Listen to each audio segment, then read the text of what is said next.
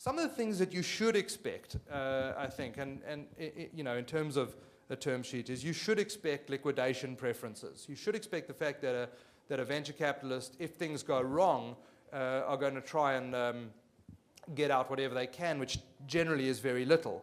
You should expect preemptive rights, the rights for the funder to follow on if they want and if things are going positively. You should expect rights of first refusal. You should expect anti-dilution rights. So if you've funded at a certain pre-money and things go wrong and there's an opportunity to fund at a lower amount, you know, the venture capitalist, the capital provider, is going to ensure that they are not unfairly diluted. You should absolutely expect your partner to want full information rights and to understand your business well. And one of the things I would say is, at the outset, disclosure is, and it was, you know, lovely in the analogy used earlier, but make sure that you understand as much about each other. You wouldn't marry someone, you know, that you'd picked up in a bar. So, and on the other side, disclose everything you can. Make sure that if things go wrong, you did your best to make sure that that doesn't come as a surprise. So many of these, you know, relatively good marriages you know, break up for the wrong reason. So I would say full disclosure is incredibly important. The right to appoint board members, and something that's usually quite thorny is, you know, the right to replace the CEO.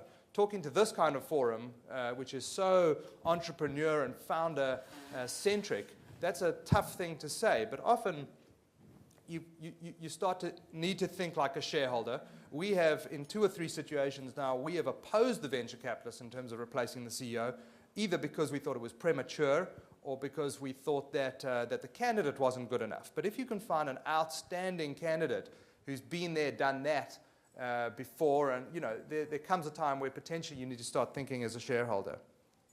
The kind of things that you shouldn't accept, in my view, is a big valuation from an initial funder who could be a high net worth individual or an angel, but someone who can't follow on. And it's kind of what Jason said earlier, is when you're going out to raise funding, you're in the best position if you don't need that funding. You're in the best position if you can say, you know, our seed investor is very happy to follow on here or bridge us in the next round. So taking just the highest pre-money, the highest valuation that you could find with no follow-on capacity, in my view, is an absolute no-no.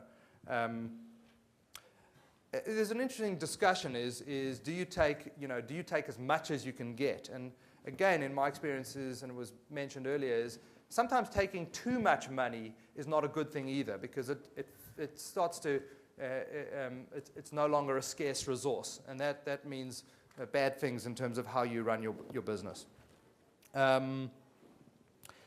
And then it just goes without saying, responses such as, when you ask about a term, a response such as, well, this is a traditional term, or and hand-waving responses you should never, ever put up with. You should always diligence that and check if it really is. And finally, if something's milestone funded, if it's being funded on milestones, make sure that you are very conservative and you articulate those milestones really well.